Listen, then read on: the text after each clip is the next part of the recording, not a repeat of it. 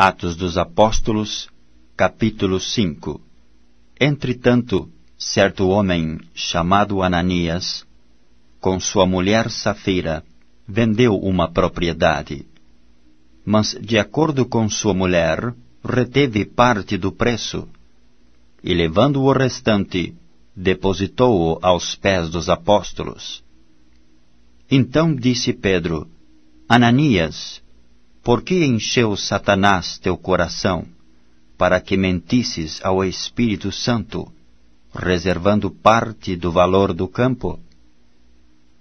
Conservando-o, porventura, não seria teu? E vendido, não estaria em teu poder?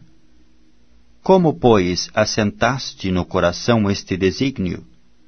Não mentiste aos homens, mas a Deus. Ouvindo estas palavras, Ananias caiu e expirou, sobrevindo grande temor a todos os ouvintes. Levantando-se os moços, cobriram-lhe o corpo, e levando-o, o sepultaram. Quase 3 horas depois, entrou a mulher de Ananias, não sabendo o que ocorrera. Então Pedro, dirigindo-se a ela, perguntou-lhe: Dize-me, vendestes, portanto, aquela terra? Ela respondeu: Sim, portanto. Tornou-lhe Pedro: Por que entrastes em acordo para tentar o Espírito do Senhor? Eis aí a porta aos pés dos que sepultaram o teu marido, e eles também te levarão. No mesmo instante caiu ela aos pés de Pedro e expirou. Entrando os jovens, acharam-na morta, e levando-a, sepultaram-na junto do marido.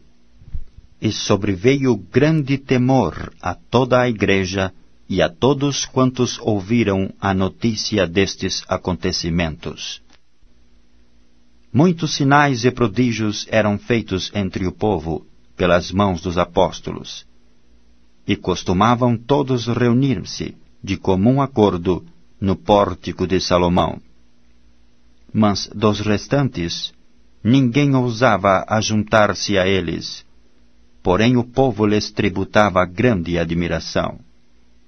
E crescia mais e mais a multidão de crentes, tanto homens como mulheres agregados ao Senhor, a ponto de levarem os enfermos até pelas ruas, e os colocarem sobre leitos e macas, para que ao passar Pedro, ao menos a sua sombra se projetasse em alguns deles.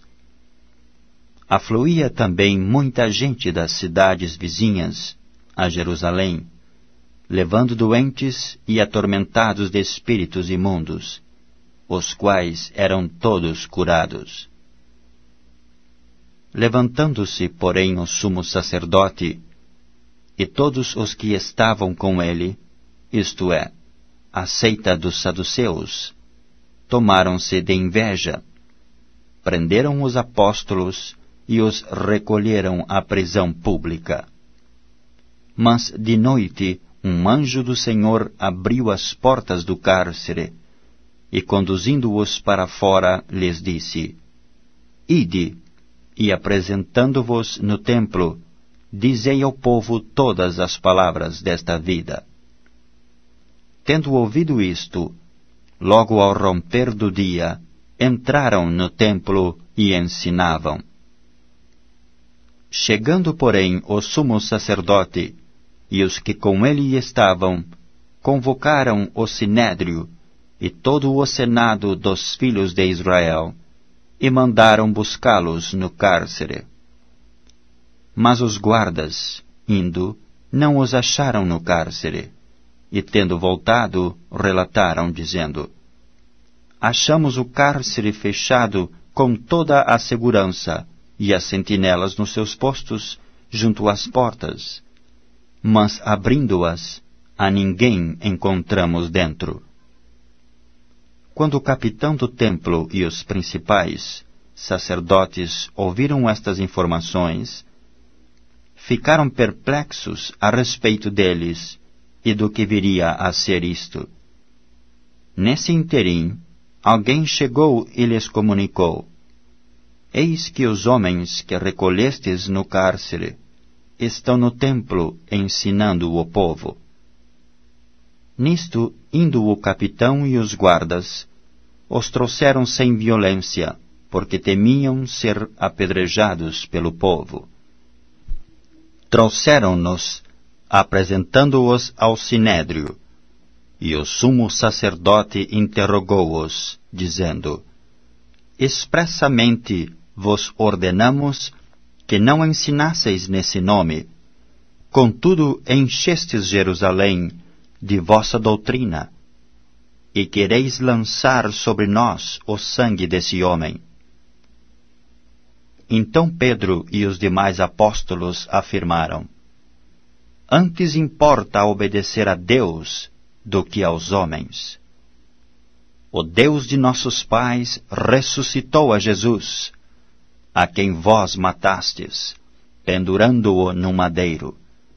Deus, porém, com a sua destra, o exaltou a príncipe e salvador, a fim de conceder a Israel o arrependimento e a remissão de pecados.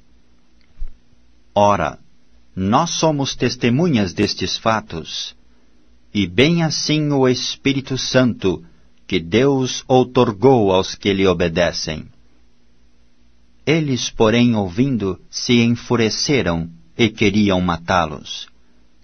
Mas, levantando-se no sinédrio um fariseu chamado Gamaliel, mestre da lei, acatado por todo o povo, mandou retirar os homens por um pouco, e lhes disse: Israelitas, atentai bem no que ides fazer a estes homens, porque antes destes dias se levantou Teudas, insinuando ser ele alguma coisa, ao qual se agregaram cerca de 400 homens. Mas ele foi morto, e todos quantos lhe apresentavam obediência se dispersaram e deram em nada. Depois desse, levantou-se Judas, o Galileu, nos dias do recenseamento, e levou muitos consigo. Também este pereceu, e todos quantos lhe obedeciam foram dispersos.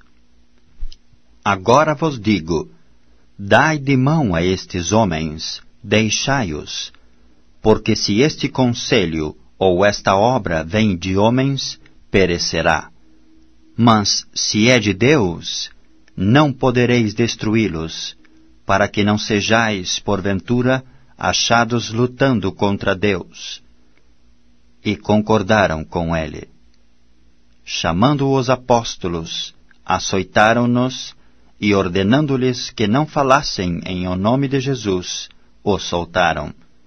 E eles se retiraram do sinédrio, regozijando-se por terem sido considerados dignos de sofrer afrontas por esse nome. E todos os dias, no templo e de casa em casa, não cessavam de ensinar e de pregar Jesus, o Cristo. Atos dos Apóstolos, capítulo 6. Ora, naqueles dias, multiplicando-se o número dos discípulos, houve murmuração dos helenistas contra os hebreus, porque as viúvas deles estavam sendo esquecidas na distribuição diária. Então os 12 convocaram a comunidade dos discípulos e disseram: Não é razoável que nós abandonemos a palavra de Deus para servir às mesas. Mas, irmãos, escolhei dentre vós 7 homens de boa reputação, cheios do Espírito e de sabedoria, aos quais encarregaremos deste serviço. E quanto a nós, nos consagraremos à oração e ao ministério da palavra.